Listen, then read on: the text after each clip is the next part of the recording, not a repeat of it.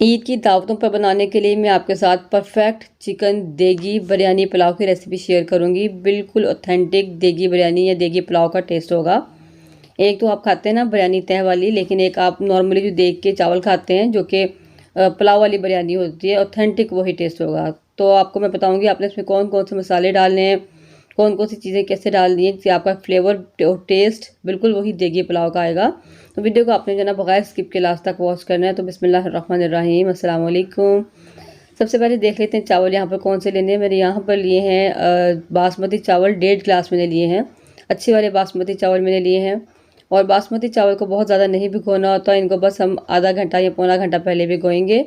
چاولوں کو بھیگے ہوئے آدھا گھنٹہ ہو گیا تھا، تو میں نے یہاں پر چاول بنانے کی تیاری شروع کر دی تاکہ مزید 15 منٹ گزر جائیں گے، تب تک ہمارے چاول ٹھیک ہو جائیں گے، سیٹ ہو جائیں گے۔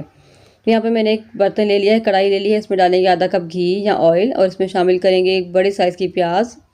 اس کو میں نے رفلی کاٹ لیا ہے، اس کو ہم نے براؤن کرنا ہے پیاز کو۔ اچھا، پیاز یہاں پہ اپنے اس دیگی پلاؤ کے لیے بہت زیادہ براؤن نہیں کرنا، اس کو ہم نے لائٹ براؤن کرنا ہے۔ ایک تو ہم اس کو نارمل پلاؤ کے لیے زیادہ گولڈن براؤن کر لیتے ہیں، لیکن ہمیں یہ اتنا براؤن نہیں چاہیے، اس اسٹیج پہ آئے گا پیاز اتنا براؤن ہوگا۔ تو ادرک لہسن اور ہری مرچ کا پیسٹ اس میں شامل کریں گے۔ تو میرے پاس یہاں پر 2 انچ کا ٹکڑا ادرک کا تھا، اور تقریباً فریز کیا ہوا لہسن تھا، آپ 1.5 کھانے کا چمچ لگا لیں، اور 3 ہری مرچیں ہیں، ٹھیک ہے۔ آپ ہری مرچیں اپنی پسند کے مطابق کم یا زیادہ بھی کر سکتے ہیں۔ ان کو ہم نے ان کا پیسٹ بنا لینا، چاہے تو آپ اس کو کنڈی میں کوٹ لیں، چاہے اس کو گرائنڈر جگ میں ڈال کے پانی ڈال کے اس کا پیسٹ بنا لیں۔ تو اس کا میں نے پیسٹ بنا لیا ہے، یہ اس میں شامل کر دیں گے۔ اور ادرک لہسن ہری مرچ کا پیسٹ اس میں ڈال کے ہم اس کو مکس کریں گے، اس کی بھی تھوڑی سی ہم بھنائی کر لیں گے تاکہ اس کا کچا پن دور ہو جائے۔ اس کی بھنائی کرنے کے بعد یہاں پر میرے پاس کچھ کھڑے مسالے ہیں، جن بھی میرے پاس یہاں پر ہے تقریباً 2 عدد ٹکڑے جو ہیں دار چینی کے ہیں، اور 2 عدد بڑی الائچی ہیں، 1/4 ٹی اسپون کالی مرچوں کا ہے، 3 سے 4 لونگ ہیں، 1 تیز پتہ ہے، اور 1 سے 1.5 پھول میرے پاس یہاں پہ بادیان کا ہے، اور 1 ٹی اسپون زیرہ ہے۔ اچھا، بادیان کا پھول آپ نے اس میں لازمی ایڈ کرنا ہے اگر آپ چاہتے ہیں کہ بالکل دیگی ٹیسٹ آئے اور وہی فلیور ہو آپ کا دیگ والا، ٹھیک ہے۔ تو بادیان کا پھول آپ نے لازمی ایڈ کرنا ہے۔ اب اس میں ڈالیں گے ٹماٹر۔ تو میرے پاس یہاں پر 2 لارج سائز کے ٹماٹر تھے، جو ان کو میں نے رفلی کاٹ کے اس میں ڈال دیں گے۔ ٹماٹر بھی آپ نے اس میں زیادہ ہی ڈالنے ہیں۔ اس کو ڈال کر مکس کر لیں گے ہلکا سا، اور ساتھ ہی اس میں شامل کر دوں گی میں چکن، جو کہ میرے پاس یہاں پر ہے ½ کلو۔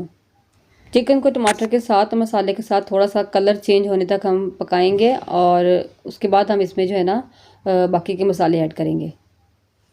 تو چکن کا کلر چینج ہو چکا ہے، تو اس میں مسالے ایڈ کرتے ہیں۔ تو میں اس میں ڈال رہی ہوں 3 چائے کے چمچ نمک کے۔ 1.5 گلاس چاولوں کا تھا، اور 3 چمچ نمک کے بالکل پرفیکٹ تھے، نہ کم نہ زیادہ۔ چائے کے چمچ میں نے لیے تھے۔ 1/4 چائے کا چمچ لال مرچ کا پاؤڈر، اور 1/4 چائے کا چمچ کٹی ہوئی یعنی دڑا لال مرچ، اور 1 چائے کا چمچ میں اس میں ڈال رہی ہوں بریانی مسالہ، جو کہ آپ نے اس میں لازمی ایڈ کرنا ہے، بالکل دیگ والا فلیور آئے گا۔ اچھا، مرچیں میں نے اس میں کم اس لیے ڈالی ہے نا، ہم نے اس میں بریانی مسالہ بھی ڈالا ہے، اور ساتھ میں ہم نے ہری مرچیں بھی ڈالی ہیں، تو مرچیں بالکل پرفیکٹ رہیں گی۔ لیکن اگر آپ کو مرچیں کم یا زیادہ رکھنی ہو تو اپنی پسند کے مطابق آپ اس میں ایڈ کر سکتے ہیں۔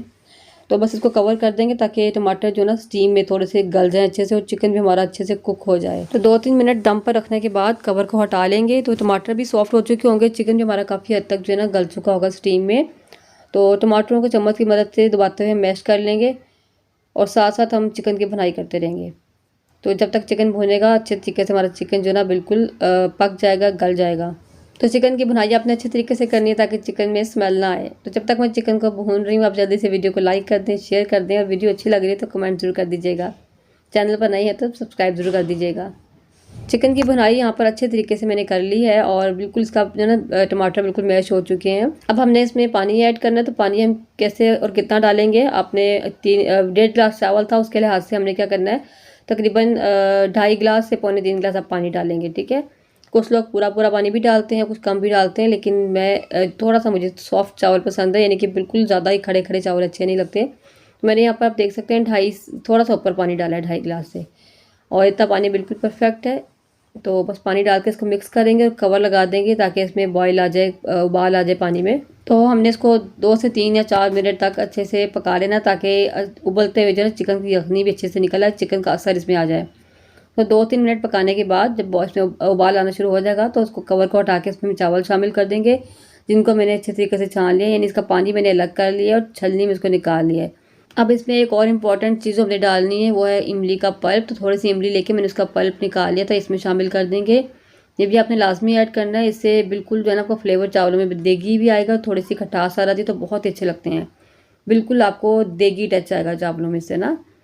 تو اچھا بہت سے لوگ اس میں یعنی دیگ میں جو ہے نا وہ ڈالتے ہیں چائنیز نمک، تو چائنیز نمک جو پتہ ہے صحت کے لیے اچھا نہیں ہے، تو میں یوز نہیں کرتی، یا چکن پاؤڈر آپ ڈالنا چاہیں تو ڈال سکتے ہیں، لیکن اس کے بغیر بھی چاول بہترین بنے، بہت مزے کے بنیں گے۔ تو 2 عدد میں نے ہری مرچیں اس میں ڈال دی کٹ لگا کے، اور اس کو اب کور کر دیں گے اور اس کو میڈیم فلیم پہ ہم پکنے دیں گے۔ جب چاولوں میں پانی کچھ اتنا رہ جائے گا تو کور کو ہٹا دیں گے، اور کور ہٹا کے اس کو ہم ایک بار ہلکے ہلکے ہاتھ سے مکس کر لیں گے، اور اس کو کور ہٹا کر پکنے دیں گے۔ اور جب اس میں بالکل تھوڑا سا پانی رہ جائے گا تو پھر اس کو ہم دم پہ لگا دیں گے، بالکل اس اسٹیج پہ ہم اس کو دم پہ لگا دیں گے، اور لاسٹ پہ میں اس کے اوپر جو ہے نا لیمن کے سلائس کاٹ کے ڈال دوں گی، اور اس کو ہم دم دے دیں گے۔ کسی بھی جو ہے پونے وغیرہ کی کسی کپڑے کی ضرورت نہیں ہے، ایسے ہم دم دے دیں گے۔ نیچے آپ توا رکھتے ہیں تاکہ ڈائریکٹ ہیٹ سے آپ کے چاول جلے نہیں، اور بالکل لو فلیم پہ اس کو ہم دم دے دیں گے۔ ٹھیک ہو گیا، 15 سے 20 منٹ کم از کم آپ اس کو ضرور دم دیں، تاکہ پہلے اس کا پانی ڈرائی ہوگا، اس کے بعد چاول جو ہے نا اچھے سے پک جائیں گے ہمارے۔ جب چاولوں کو مکمل دم آ چکا ہوگا، یعنی اس کو دم دیے ہوئے 15 سے 20 منٹ ہو جائیں گے، تو لاسٹ پہ آپ نے کیا کرنا ہے، تھوڑا سا یلو فوڈ کلر لینا ہے، اس میں تھوڑا سا پانی شامل کرنا ہے، اس کو اچھے سے مکس کر کے ہم ان چاولوں کے اوپر ڈال دیں گے، ہم نے لاسٹ پہ ایڈ کرنا ہے، اور اس کے بعد اس کو تقریباً 5 منٹ کے لیے دوبارہ سے چھوڑ دیں گے، تاکہ کلر جو ہے نا اچھے سے پک جائے اور اس کا کچا پن دور ہو جائے۔ تو 5 منٹ کے بعد کور ہٹائیں گے تو ماشاءاللہ چاول ہمارے بالکل ریڈی ہو چکے ہیں اور سرو کرنے کے لیے بالکل تیار ہیں۔ یقین مانیں اتنے مزے کے بنتے ہیں نا، اگر آپ اس کو بنائیں گے، اور آپ کے مہمان ضرور پوچھیں گے کہ آپ نے یہ گھر پہ بنایا ہے یا آپ نے دیگ بنوائی ہے، بہت مزے کے لگتے ہیں، بالکل دیگی ٹیسٹ آتا ہے اس میں سے، اور وہی پلاؤ ہوتا ہے جیسے آپ دیگ کا کھاتے ہیں نا، بہت لاجواب، یقین مانیے۔ اس کو ڈش آؤٹ کر لیتے ہیں، اور اس عید پر اس کو آپ ضرور بنا کر ٹرائی کیجیے گا، مجھے امید ہے کہ انشاءاللہ آپ کو بہت پسند آئیں گے، اور آپ کے گھر والے بار بار فرمائش کر کے بنوائیں گے آپ سے۔ تو دیکھیے ماشاءاللہ اس کی لک آپ چیک کریں۔ مجھے امید ہے کہ آج کی ریسیپی آپ کو ضرور پسند آئی ہوگی۔ ملتے ہیں انشاءاللہ نیکسٹ ویڈیو میں، اپنی دعا میں مجھے بھی یاد رکھیے۔ اللہ حافظ۔